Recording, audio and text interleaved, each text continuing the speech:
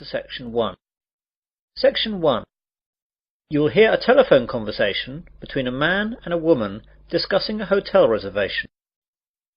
First, you have some time to look at questions 1 to 6.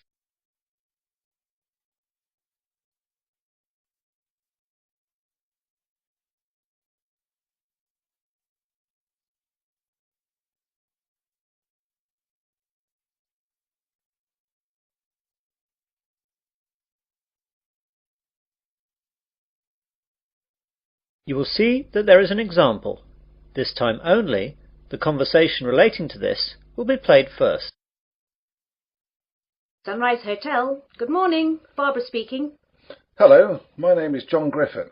I'd like to make a booking for tonight, please. Are there any rooms still available? Yes, there are a few left. What were you wanting? Well, I'm on a business trip, so I only need a single room. Mr. Griffin is on a business trip, so B is the correct answer. Now we begin. You should answer the questions as you listen, as the recording is not played twice. Listen carefully to the conversation and answer questions 1 to 6. Sunrise Hotel. Good morning. Barbara speaking. Hello, my name is John Griffin. I'd like to make a booking for tonight, please. Are there any rooms still available? Yes, there are a few left. What were you wanting? Well, I'm on a business trip, so I only need a single room. I don't think that will be a problem. Let's look. Yes, there's one single room left. Shall I book it for you? Yes, please. That would be great. Right then, let me get a pen. So what's your name again, please? John Griffin. That's JOHN GRIFFIN.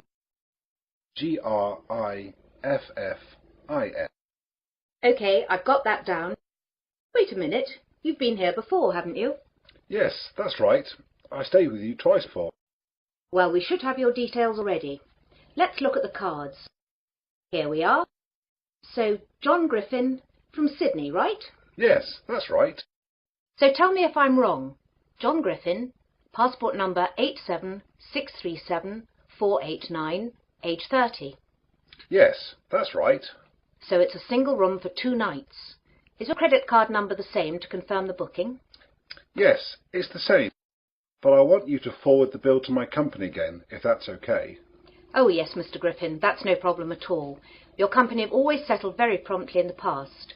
And what time can we expect you tonight, Mr. Griffin? Well, the plane lands at 9:15 p.m, so by the time I get through for the formalities, that should take about 20 minutes. I should be at your place at 10. Will the restaurant still be open at that time, as I'll be hungry? I hate plain food. I'm afraid it'll be closed by then, Mr. Griffin. Can I organise some snacks to be left in your room? A burger? Fries? Sandwiches? Yes, that would be great. How about a cheese sandwich with fries? No problem, sir. I'll see to that. Oh, the fries might be cold when you get in. Ah, yes. Just a sandwich then. No problem. Anything else, Mr. Griffin? No, that's all. Thank you. See you tonight. See you tonight, Mr. Griffin. Goodbye. Goodbye. Now you will hear a conversation between Barbara and another man, Mark. Before you hear this, you have some time to look at questions 7 to 10.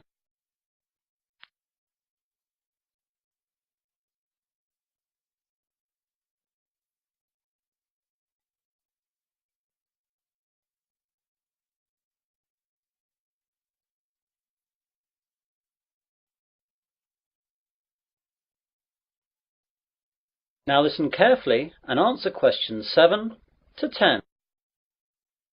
Oh, Mark, that was Mr. Griffin. You know that nice man from Sydney who's been here a couple of times before? He's booked a single room for 2 nights from tonight. Oh, good. Wait a moment. Which room have you put him in? I put him in number 22. Is that okay? I think so. Let me just check. Oh, blast. There was a booking earlier this morning. All the singles are now gone. Oh dear, I'm so sorry. I didn't realise. Don't worry, it's not a problem. We'll stick him in number 34. It's a double room, but it shouldn't matter. What about the price? The double is $150 a night, and he's going to be expecting $100 a night for the single. Well, we don't want to upset him. We want him to come back. Make a note that we'll give him the single rate and that he's got a free upgrade. I'm so sorry, Mark. I should have let him know that there weren't any singles left. No, it's not your fault. I took the booking earlier, but the computers were down. I should have made a note of the booking so that everyone knew. It's my fault. Mr. Griffin has ordered a cheese sandwich to be left in his room too, as the restaurant will be closed when he gets in. That's no problem. Just leave a message for my wife in the order book there. She'll make sure that it's prepared by the kitchen staff, and then room service can take it to his room just before he arrives. How much shall I charge him for the sandwich? What is it again? Ah, yes, cheese. Well, beef and chicken are both $10, and salad is $8. Just make it $9. That should be okay. OK. Thanks, Mark. That is the end of section 1. You will now have half a minute to check your answers.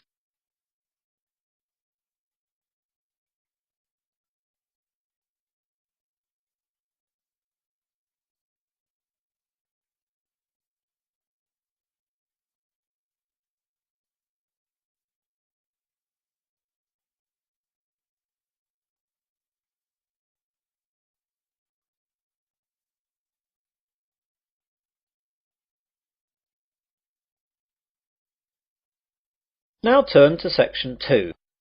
Section 2. You will hear a news broadcast on a radio station. First you have some time to look at questions 11 to 15.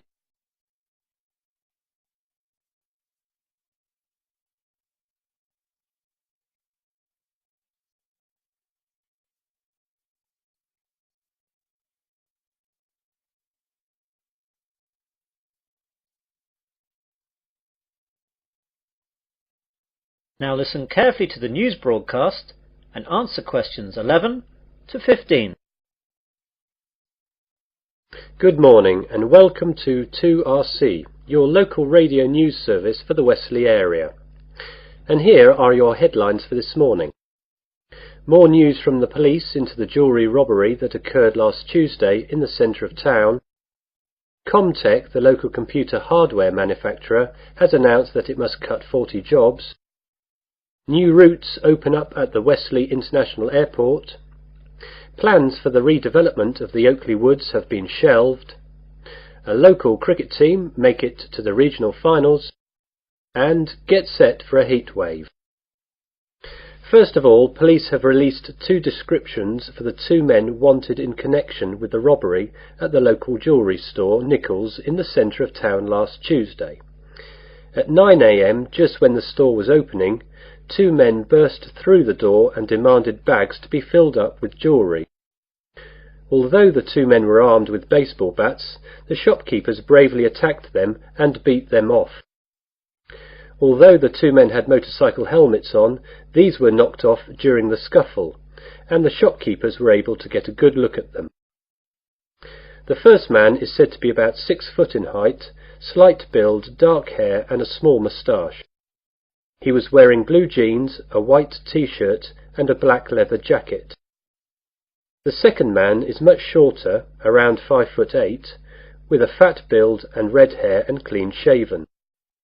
He was wearing a dark blue sweater and black jeans. They are both probably in their early 20s. The police hope to issue photo-fit pictures later today. The public are urged to call Wesley Police if they think they recognise either of the 2 men. You now have some time to look at questions 16 to 20.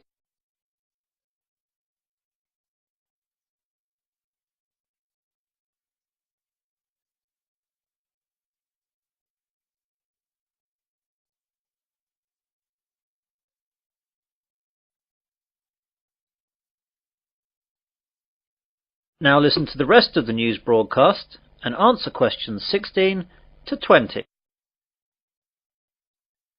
Comtech last night announced that they must release 40 workers. This was blamed on a downturn in sales and increased competition. The jobs to be lost will be a mixture of early retirement offerings and a spread from all departments in the company. Wesley International Airport has been awarded by Cheap Air, the new low-cost carrier, 4 new routes into Europe. The new routes will be into 4 European countries, though the details have not yet been released. When the deals have been finalised, this will lead to a significant number of jobs. Environmentalists were delighted this morning by the news that plans by the local council to develop the Oakley Woods area have been shelved.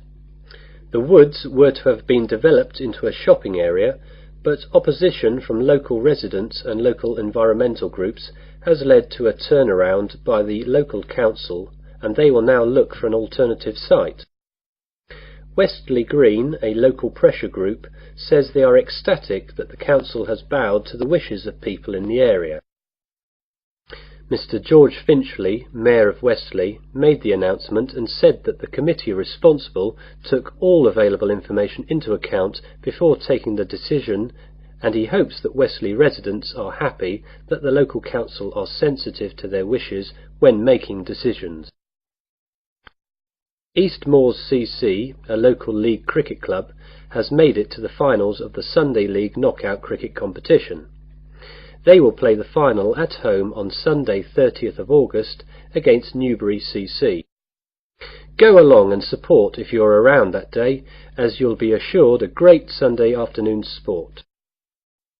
And finally, get set for a heat wave for the remainder of the month of August. Weather experts have assured us that we will have 3 weeks of unbroken sunshine till the end of the month. Great news, but those of us who are experienced with the British weather will most likely greet this news with, "Let's wait and see." That is the end of section 2. You'll now have half a minute to check your answers.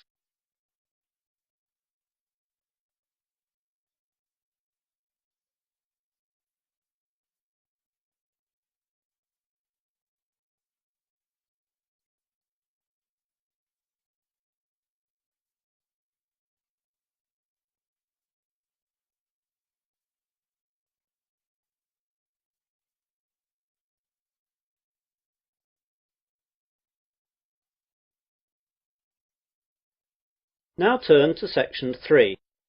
Section 3. You'll hear an admissions tutor at a university interviewing a prospective student. First you have some time to look at questions 21 to 26.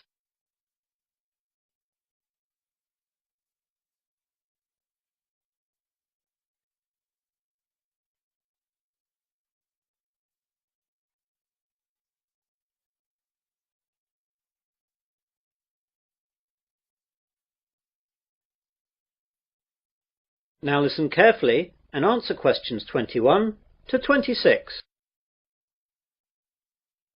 Hello there, it's Robert Johnson, isn't it? Yes, that's right. First of all, thanks for coming to this interview and thanks for applying to the engineering department of Westley University. This is a fairly informal interview where I just get to know you and find out what kind of person you are. There won't be any technical questions as we've got all your educational background from your application form. Oh, that's good. Now, I know you've applied to us to study civil engineering, so can you tell me why you chose this field? It's a mixture of reasons, really. First of all, I've always been fascinated by building things. Whenever the family was on the holiday, I would always be interested in the local bridge and all that. My father is a civil engineer too, so he'd always be able to explain things. And it was he, I suppose, who really fostered my interest. I'm lucky as well, because my best subjects at school were maths and physics, which are the ones that are particularly used for engineering. So you'll be keeping it in the family then? Yes, my brother wants to do the same thing as well, so you'll probably get an application from him in another 2 years. Great. Now then, I noticed from your application form that you took a year off between school and university. What did you do during this year?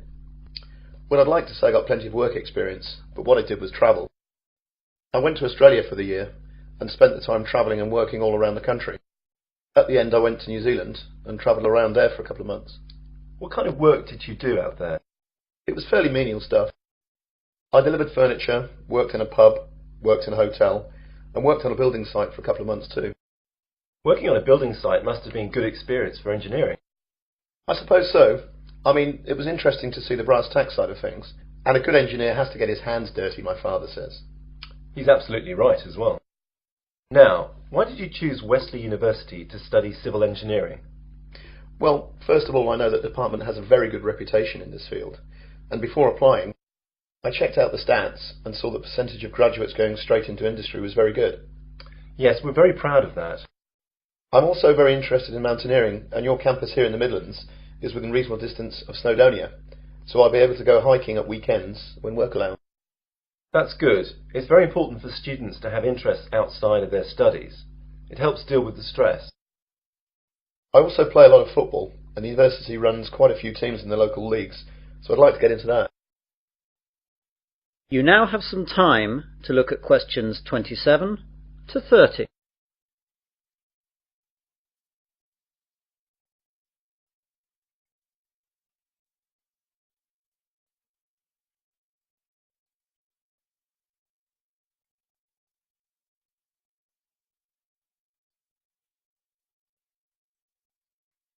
Now listen to the rest of the interview and answer questions 27 to 30.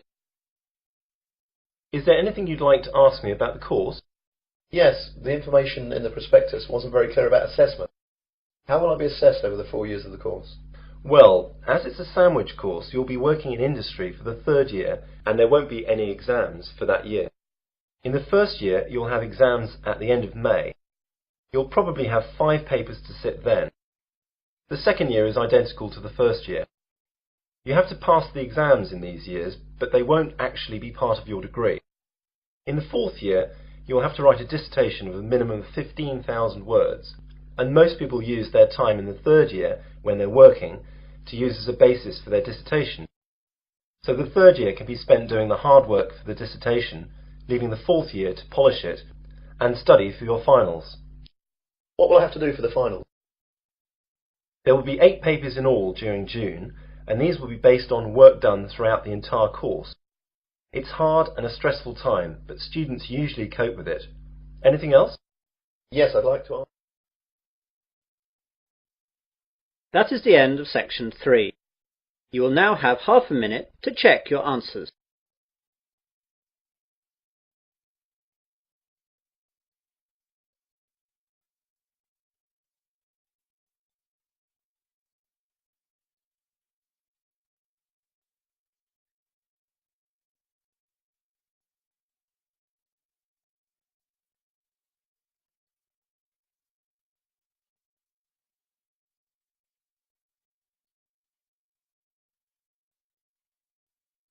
Now turn to section 4. Section 4. You will hear part of a research methods lecture. First you have some time to look at questions 31 to 40.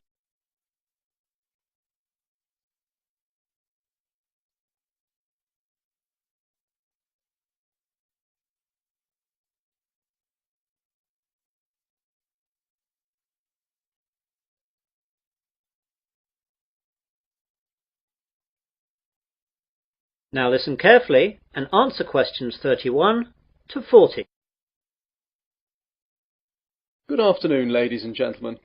Welcome to this auxiliary lecture on research methods.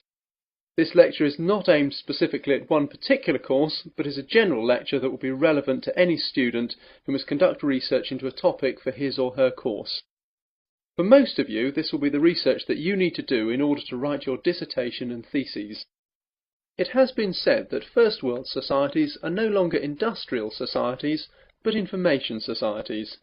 That is, our major problems and tasks no longer mainly centre on the production of goods and services necessary for survival and comfort, but rather require a prompt and accurate flow of information on preferences, needs and behaviour. This is why surveys today are regarded with so much importance. What then is a survey? Today, the word survey is used most often to describe a method of gathering information from a sample of individuals. This way, the results can be projected from the sample to the larger population. An important consideration to take at the start is to decide how large a survey to perform. The sample size required for a survey partly depends on the statistical quality needed and the size of the total population of the area in question. Even so, there is no simple rule for sample size that can be used for all surveys.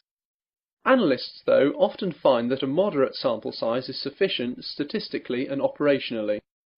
A properly selected sample of only 1,000 individuals can reflect various characteristics of the total population, but it is not always needed to sample the entire population for your needs. I'd like now to look at some of the types of survey available to us, and the focus here will be on methods for surveying individuals and companies. Mail, telephone interview, and in-person interview surveys are the most common ways for doing this. The latter can be in offices, homes, or on the street. Mail surveys can be relatively low in cost. A decent response rate, though, is the major problem. Mail surveys can be most effective when directed at particular groups, such as subscribers to a specialised magazine or members of a professional association. Telephone interviews are an efficient method of collecting some types of data and are being used increasingly. They lend themselves particularly well to situations where timeliness is a factor and the length of the survey is limited. For students such as you, though, cost will be an issue. In-person interviews in a respondent's home or office are good when complex information is to be collected. It could involve a great deal of travelling around, though. Street interviews could also be useful as they are easy, but the sampling is not very scientific. We also need to look at the content of our surveys. Surveys can focus on opinions and attitudes, or on factual characteristics or behaviour. Many surveys combine types of question. Questions may be open-ended, such as, "Why do you feel that way?" or closed, such as, "Do you approve or disapprove?" The questionnaire may be very brief, a few questions taking 5 minutes or fewer, or it can be quite long, requiring an hour or more of the respondent's time. Also, because changes in attitudes or behaviour cannot be reliably ascertained from a single interview, some surveys employ a panel design, in which the same respondents are interviewed on 2 or more occasions. There are also certain ethics to be looked at in conducting surveys. Some of you will see that the information that you will compile is of value to companies operating in that particular sector. Therefore, you must always bear in mind a few guidelines. Surveys should be carried out solely to develop statistical information about a subject. They should not be designed to produce predetermined results or as a ruse for marketing and similar activities. The industry standard for all reputable survey organisations is that individual respondents should never be identified in reporting survey findings. All of the survey's results should be presented in completely anonymous summaries, such as statistical tables and charts. That is the end of section 4. You will now have half a minute to check your answers.